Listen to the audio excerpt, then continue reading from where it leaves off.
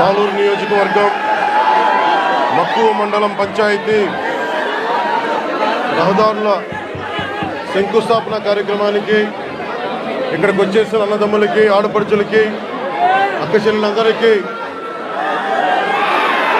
NDA Nara Chandrababu Naidu గారి నాయకత్వంలో, నిర్దేశకత్వంలో రహదారుల నిర్మాణం జరుగుతున్న క్రమంలో నరేంద్ర మోదీ గారు, ప్రధానమంత్రి శ్రీ నరేంద్ర మోదీ గారి కేంద్ర పథకాలతోటి, జాతీయ ఉపాధి హామీ పథకాలతోటి ఈ రోజున నేను ఇక్కడికి రావడం జరిగింది. మన బాగుజోల నుండి సిరివర వరకు 9 కిలోమీటర్ల రహదారిని 9.5 కోట్ల రూపాయలతో తారు రోడ్డుగా మారుస్తా ఉన్నాం.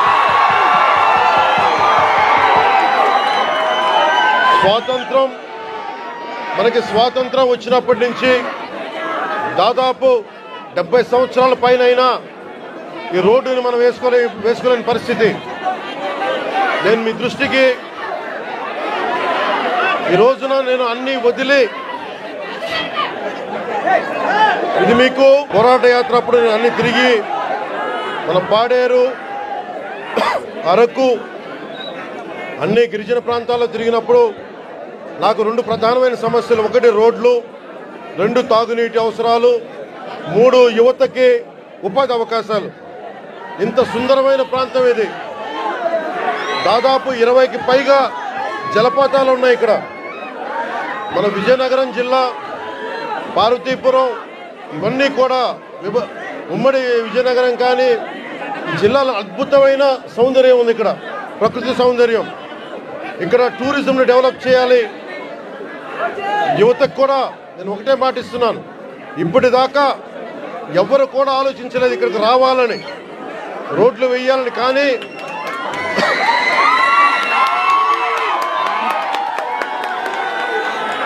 గౌరవ ముఖ్యమంత్రి శ్రీ నారా చంద్రబాబు గారి నాయకత్వంలో ఒకటే నేను కోరాను వారిని, 70 సంవత్సరాలుగా రోడ్లు లేవు ఇక్కడ.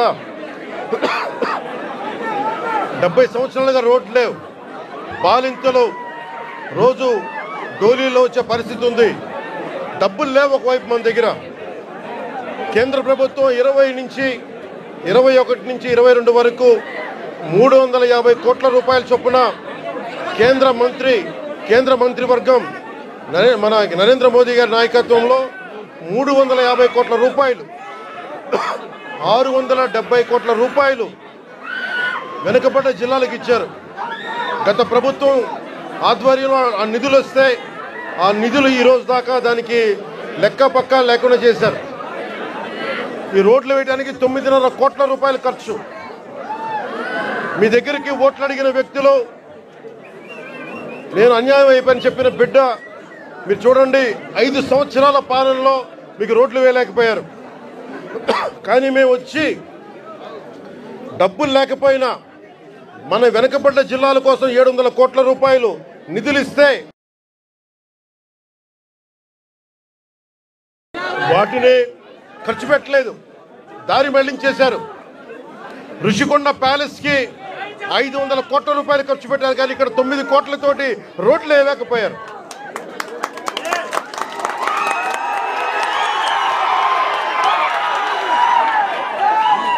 నేను ఈ రోజున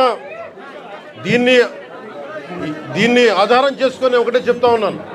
ముఖ్యంగా గిరిజన వర్గ ప్రజలందరికీ, మన్యం ప్రాంతంలో ఉండే ప్రజలందరికీ నేను మీకు నారా చంద్రబాబు నాయుడు గారి ఆధ్వర్యంలో నాయకత్వం నడుస్తున్న ఈ కూటమి ప్రభుత్వం తరపున మనకున్న మంత్రివర్గ సహచరులు కానీ, ఎమ్మెల్యేలు కానీ అందరి తరపున నేను మాటిస్తున్నాను. మీకోసం అహిర్నిశలో ఎండనక వాననక పనిచేయడానికి మేము సంసిద్ధంగా ఉన్నాం. ఇందాక కలెక్టర్ గారు నా దృష్టికి తీసుకొచ్చారు. ఇది పైకి మనం ఎంతవరకు వెళ్తాం ఆగుదామంటే ఒకటే మాట చెప్పాను కలెక్టర్ గారికి, 1 కిలోమీటర్ నడిస్తే కానీ సాధక బాధలు తెలియవు నాకు, కనీసం నేను నడవాలి. నేను అలాంటిది 4 డోలీ పట్టుకొని ఒక గర్భిణీ స్త్రీని పట్టుకొని ఎంత ఇబ్బంది పడతారో ఆ బాధ నాకు తెలియాలంటే ముందు నేను నడవాలి, నేను నడుస్తాను దీనికి అని చెప్పి.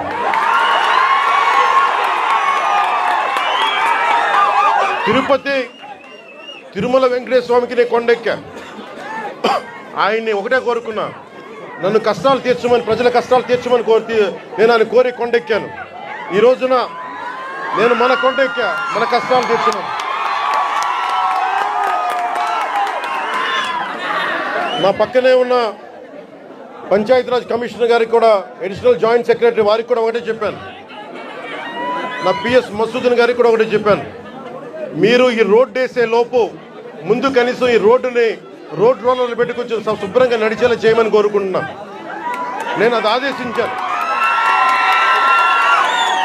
ఎందుకంటే టెండర్ కాల్ఫర్ చేసి రోడ్డు వేయడానికి కొన్ని నెలల సమయం తీసుకుంటుంది కాబట్టి ఈ లోపునే మీరు అవసరమైతే మీరు కొంత మన్రేగా నిధుల్ని మళ్ళీ దానికై వెచ్చించి కనీసం మెయిన్ రోడ్డు వచ్చేలా 9 కిలోమీటర్ల బీటీ రోడ్ వచ్చే లోపు మట్టి రోడ్డుని, బలమైన మట్టి రోడ్డు వేయమని చెప్తా ఉన్నాను. ఇది ఇంకా ఈరోజు తుఫాన్ అయితే ఉంది కానీ రోజు ఇప్పుడు శీతాకాలం కాబట్టి అందుకని రోడ్డు వేయమని మరి చెప్పాను. దాన్ని కూడా నేనే దగ్గరుండి ఉప ముఖ్యమంత్రి పేషి నుంచి నేనే దీన్ని పర్యవేక్షిస్తాను.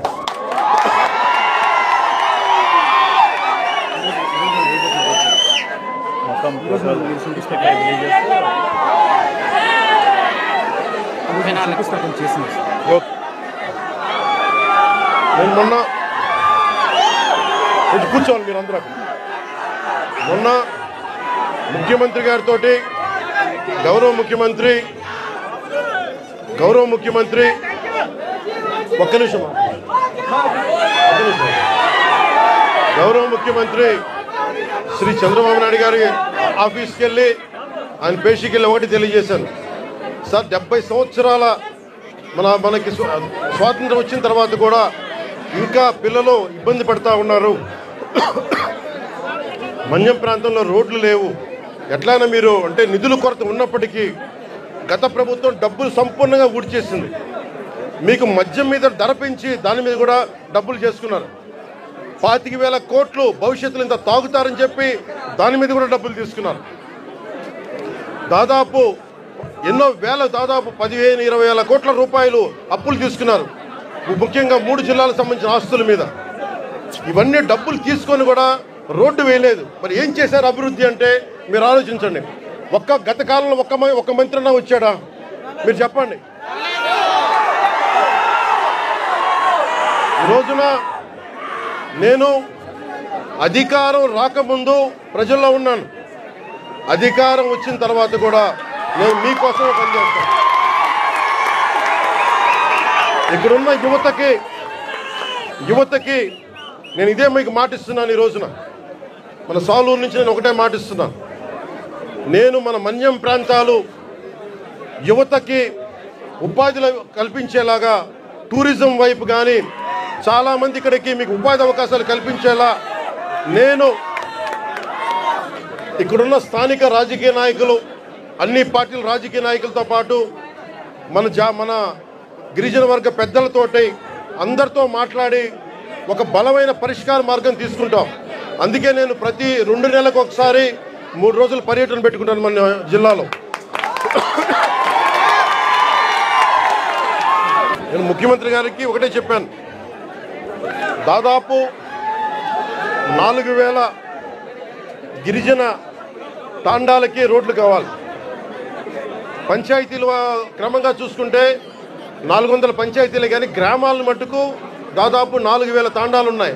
20 మంది నివసించేవి, 40 మంది నివసించేవి.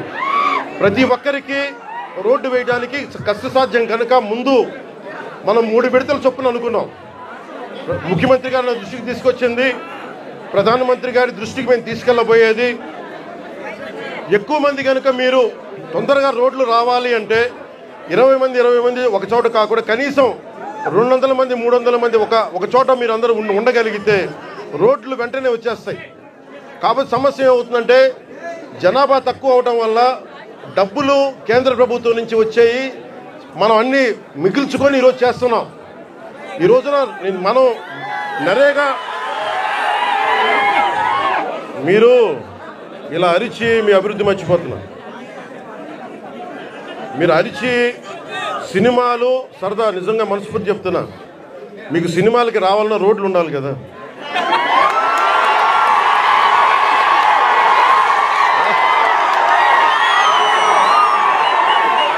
అలాగే మీరు ఉపాధి అవకాశాలు కావాలన్నా డబ్బులు ఉండాలి.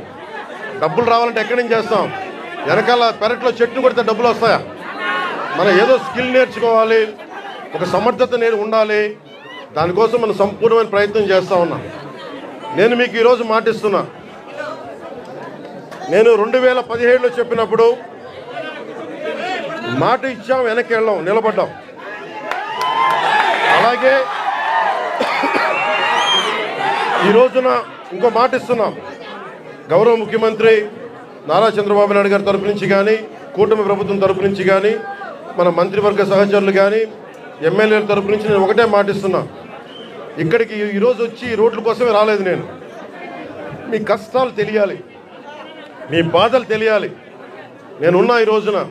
అలాగే యువతకి ఉపాధి అవకాశాలు కల్పించాలంటే మీకు ఎలాంటి స్కిల్ మీకు కావాలి, ఇది నేను ఒక 5 సంవత్సరాలు చెప్పట్లా. వచ్చే సంవత్సరం లోపే మీకు ఏమి చేస్తే ఇక్కడ బాగుంటుందో అనేది నేను 3 పర్యాయాలు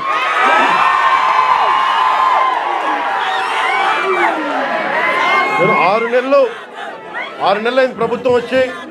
ప్రతి 2 నెలలకి నేను మన విజయనగరం జిల్లాలో కానీ, మన పార్వతీపురంలో కానీ, అరకు ప్రాంతాల్లో కానీ, గిరిజన జిల్లాలో కానీ అన్నింట్లో కూడా నేను కనీసం ప్రతి 2 నెలలకి 10 నుంచి 15 రోజులు గిరిజనులతోనే గడపాలి, మన ప్రాంతంలోనే గడపాలని నేను కోరుకున్నాను. ఎందుకంటే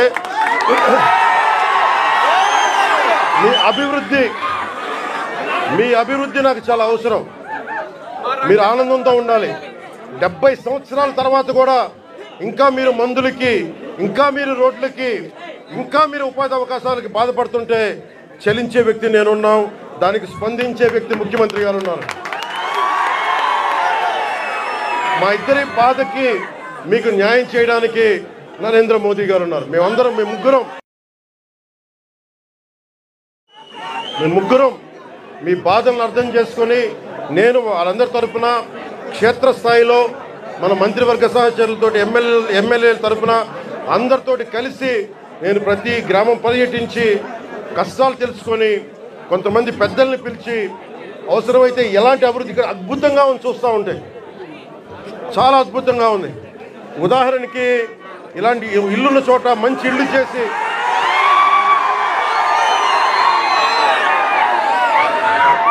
మీతో మాట్లాడి, ఇక్కడున్న అందరితో మాట్లాడి, అమ్మా కూర్చోండి మీరు కొంచెం పక్కన.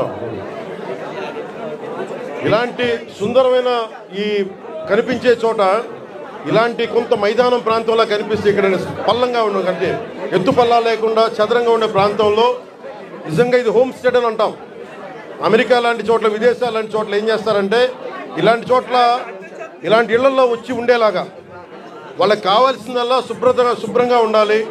విదేశీయులు వస్తారు చాలామంది, అడవుల్ని అర్థం మనకి అడవుల్లో విహరించడానికి చాలామంది వస్తారు. మనకి తద్వారా ఉపాధి అవకాశాలు వస్తాయి, చేతిలో 4 డబ్బులు వస్తాయి. మీరు కూర్చోబెట్టి మనకి పర్యావరణం కోసం పరిశోధించే శాస్త్రవేత్తలు చాలామంది ఉన్నారు. వాళ్ళందరికీ వచ్చి ఉండాలి అంటే మీరుండే ఇళ్లలోనే. తర్వాత మనకి ప్రకృతికి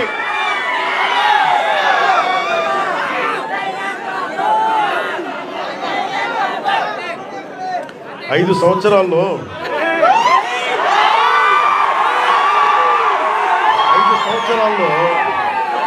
గత ప్రభుత్వం చేసిన తప్పుల్ని ఎండగట్టి గుర్తుపోయింది.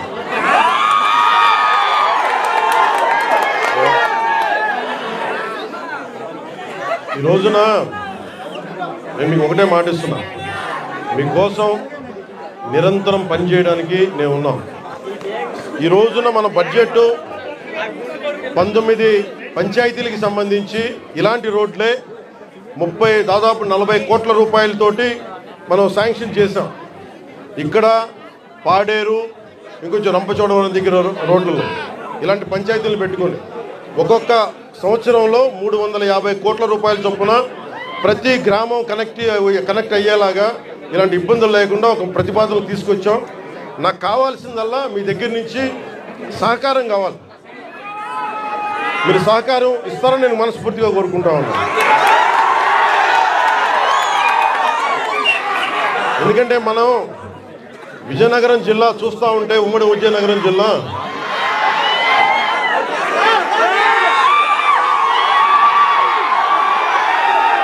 అడవుల్లో కాదు, ఇంత సుందరమైన ప్రాంతంలో పుట్టిన మీరు అదృష్టవంతులే. నిజంగా మా జీవితంలో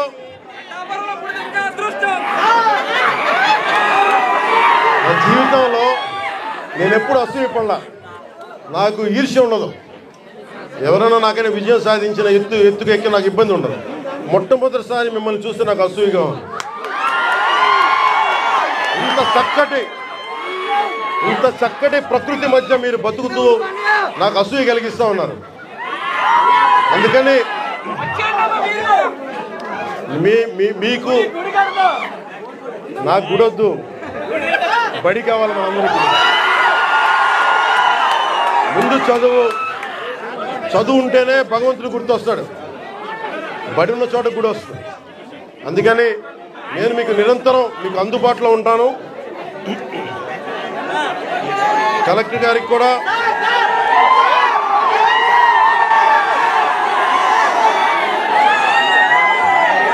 మీరు ఇక్కడ ఇంతమంది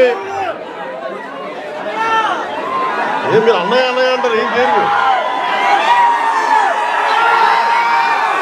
యువత ఇంతమంది ఉన్నారు. ఏంటబ్బా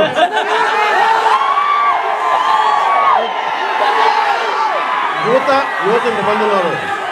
నేను కోరుకునేదల్లా మీకోసం పనిచేసేవాడు ఒకడు కావాలి. కూటమి ప్రభుత్వం మీకోసం పనిచేస్తుంది. చంద్రబాబు నాయుడు గారికి ఒకటే చెప్పాను, సార్ మనం నిలబడాలి అంటే నేను ఒకటే చెప్పాను. ఇంటెలిజెన్స్ కానీ పోలీస్ శాఖ కూడా చెప్పారు, ఈ వర్షంలో ఎందుకు సార్ మీరు ఎందుకు ఆగిపోండి అంటే నేను ఒకటే చెప్పాను. మా వాళ్ళు వర్షంలో తడుస్తున్నారు, మా వాళ్ళకి రోడ్ లేక బాధపడుతూ ఉన్నారు. నేను తడుస్తా, జ్వరం వచ్చినా ఎలాంటి అవాంతరాలు వచ్చినా మా వాళ్ళ పడ్డ కష్టం కంటే కూడా నేను పడే కష్టం కాదు. అందుకని నేను ఎందుకు ఈ మాట చెప్తున్నానంటే, మీకోసం పనిచేసే వ్యక్తుల సమూహాన్ని మీరు ఎన్నుకున్నారు. మీకోసం పనిచేసే వ్యక్తుల సమూహాన్ని మీరు ఎన్నుకున్నారు. మేమందరం ఇక్కడ ఉన్నాం. మంత్రి గారిని చూస్తూ ఉన్నారు, ఎమ్మెల్యే గారిని చూస్తూ ఉన్నారు, ఇక్కడున్న నాయకులందరినీ చూస్తూ ఉన్నారు. మేమందరం కూడా ఎందుకు ఉన్నాం ఇక్కడ అంటే, మీకు 5 సంవత్సరాల కాలంలో ఏదో మాట చెప్పి వచ్చి వెళ్ళిపోవడానికి మేము లేము. అధికారం లేనప్పుడు రోడ్ల మీద తిరిగాం, అధికారం లేనప్పుడు మన్యం ప్రాంతాల్లో తిరిగాం. నాకు బుగ్గలు నిమ్మటం తెలియదు, నాకు తల నిమ్మటం తెలియదు. నాకు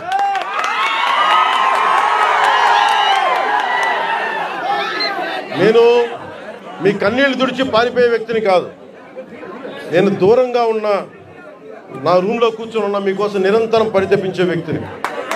ఒక మాట ఇచ్చాను, నా పేషీకి కూడా ఒకటే మాట చెప్పా, నేను ఇక్కడే ఉండాలి.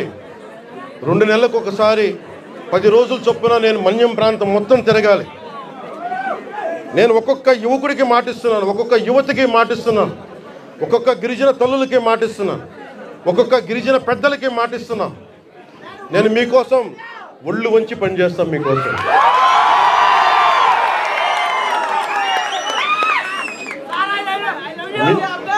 I love you two.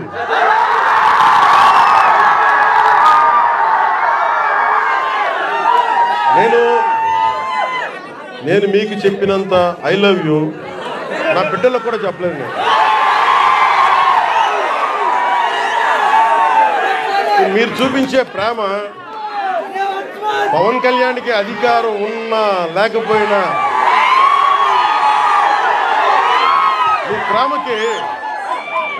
మీ ప్రేమకి నేను రుణగ్రస్తుడిని. ఏం చేస్తే రుణం తీర్చుకుంటాం. అందుకనే నేను భగవంతుని ఒకటే అడిగా, నా గుడి ఏంటి మనం ఆగింది గుడి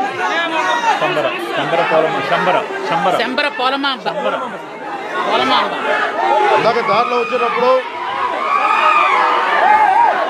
అరవలేవండి, మీరేం చేయండి, అరవలేవండి. దారిలో ఇందాక వస్తున్నప్పుడు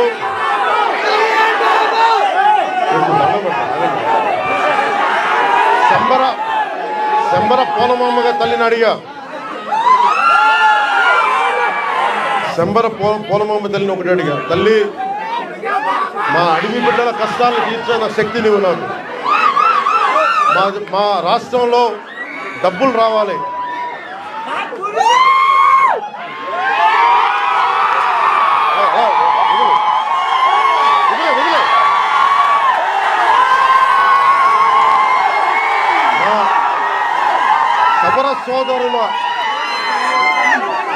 మా సవర సోదరుల ఇది వాళ్ళ పెయింటింగ్స్ని కానీ వాళ్ళ చిత్రాలని కానీ నేను అమిత్ షా గారికి ఇచ్చాను. హోంశాఖ మనకి అమిత్ షా గారికి ఒకటే చెప్పారు, చాలా గర్వంగా చెప్పా, ఇది సార్ మా సవరుల ఆర్ట్, ఇది మా సవర సోదరుల ఆర్ట్, ఇది మా గిరిజన బిడ్డల ఆర్ట్, ఇది.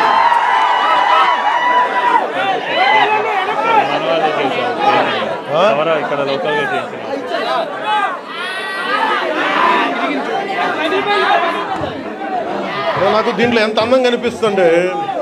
చాలామంది విదేశీయులు మీదకు సరిగ్గా 6 నెలల సమయం ఉన్నారు. 6 నెలల సమయంలో ఇక్కడున్న మీకున్న లోపల శక్తి సమర్థత కానీ, మన సవర సోదరుల ఆర్ట్ కానీ, టూరిజం కానీ అన్నిటినీ కూడా మీకు ఒక ప్రణాళిక చేసి 27 లోపు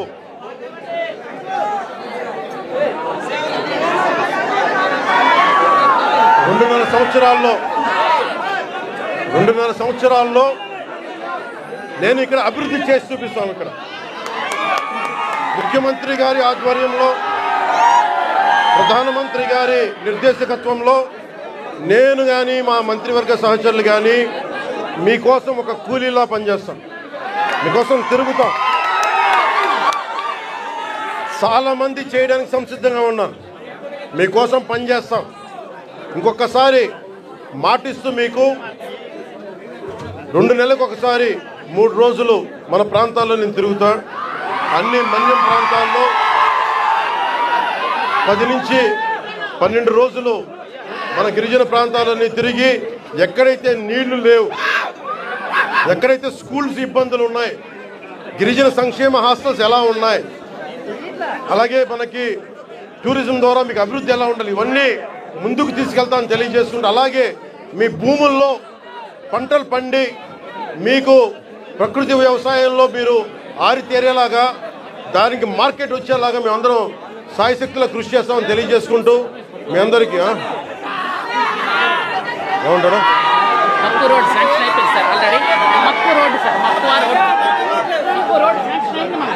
ఇవన్నీ మీరు దారి పొడవుతో నాకు మీరు అందరూ రకరకాల వినతులు ఇచ్చారు, వినతి పత్రాలు ఇచ్చారు, రోడ్లు ఉన్నాయి. అలాగే అక్కడ క్వారీ కూడా తవ్వుతున్నారు, క్వారీలు కూడా అడ్డగోలుగా ఉన్నాయంటే అవి కూడా చేద్దాం. నాకు కావాల్సిందల్లా ఇక్కడున్న యువతలో మీరందరూ కూడా, మీరు ఏ జాతికి చెందిన వాళ్ళైనా నాకు అనవసరం, కొత్త నాయకత్వం మీలో నుంచి పుట్టాలి.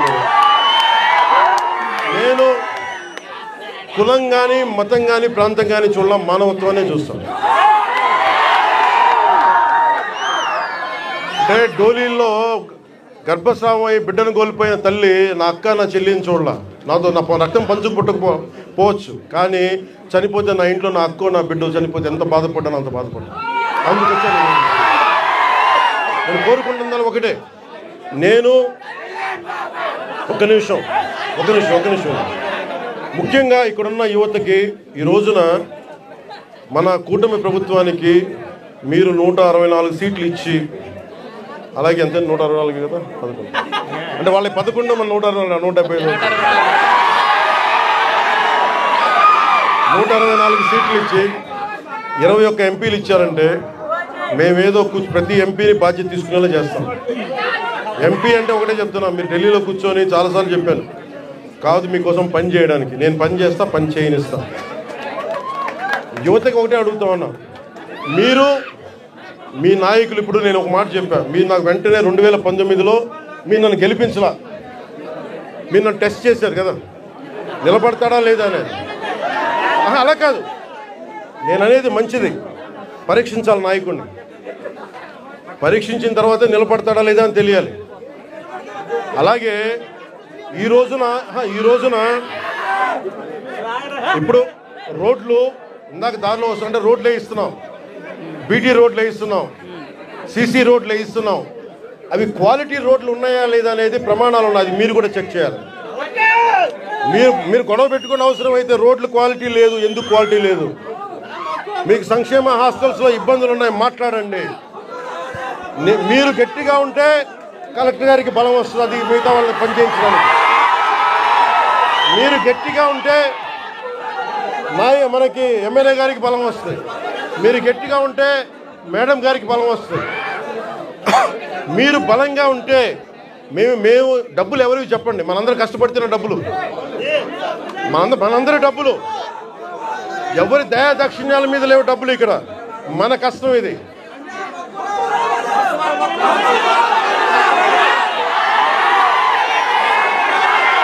అందుకని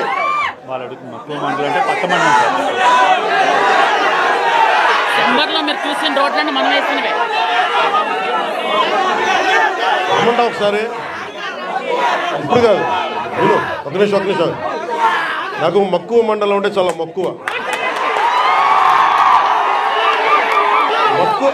మక్కువ మండలం కాదు, అన్ని మండలాలు తిరుగుతాడు.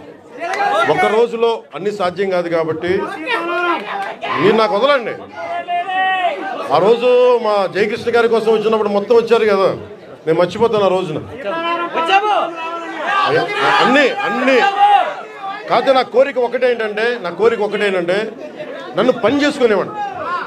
మీరు నా మీద పడిపోతే రోడ్డు వేసారా ఇందాక అడుగుతా ఉన్నా, రోడ్డు వేద్దామంటే కనిపించలేరు. మీ అందరూ దండం పెడతాను బాబు, నాకు రోడ్డు చూడండి ఇవ్వండి అని.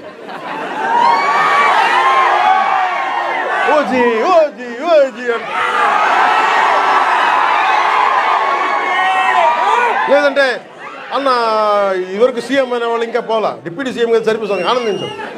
ఇంకా కాకుండా నేను అనేది ఏంటంటే యువతకు కానీ, ఆడపడుచులకు కానీ, పెద్దలకు కానీ, నేను వచ్చి మీకు నన్ను పని చేస్తే మీ భవిష్యత్తుకి మంచిది. నన్ను చుట్టుముట్టారనుకోండి, పని చేయాలి కదా.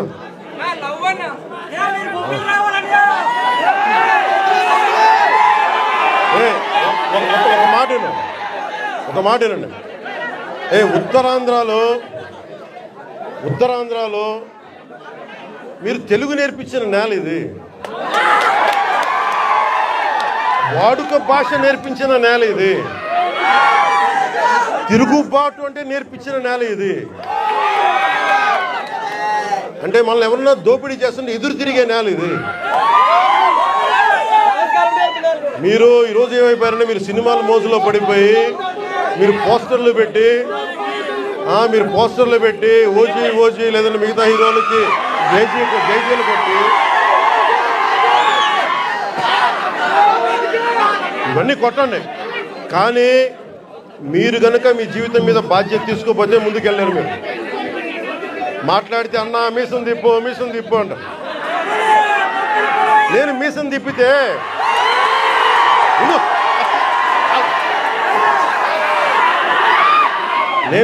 తిప్పితే రోడ్లు పడవు, అర్థమైందా? నేను ఛాతీ కొట్టుకుంటే రోడ్లు పడవు. నేను వెళ్ళి ప్రధానమంత్రి గారికి దండం పెట్టి ముఖ్యమంత్రి గారి దృష్టికి సమస్య తీసుకెళ్తే రోడ్లు పడతాయి. అందుకని మీసాలు తిప్పడాలు, ఛాతీలు కొట్టుకోవడాలు నా చేతగా. పని చేయడం తెలుసు, నాకు పని చేయనివ్వన్నాను. అందుకని మీ అందరికీ మరోమారు ధన్యవాదాలు చెప్పుకుంటూ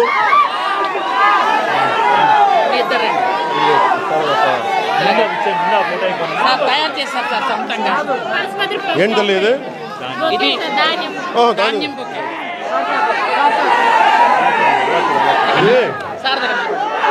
ఎంత అందమైన సాంప్రదాయం చూడండి.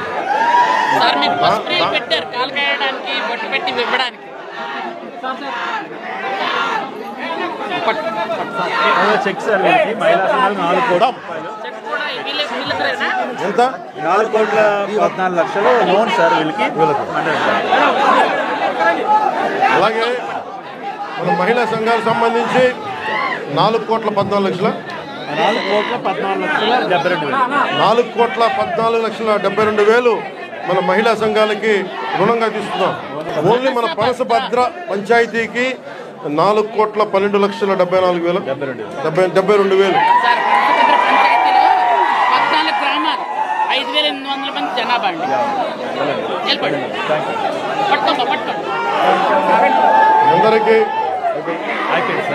అందరికీ ధన్యవాదాలు.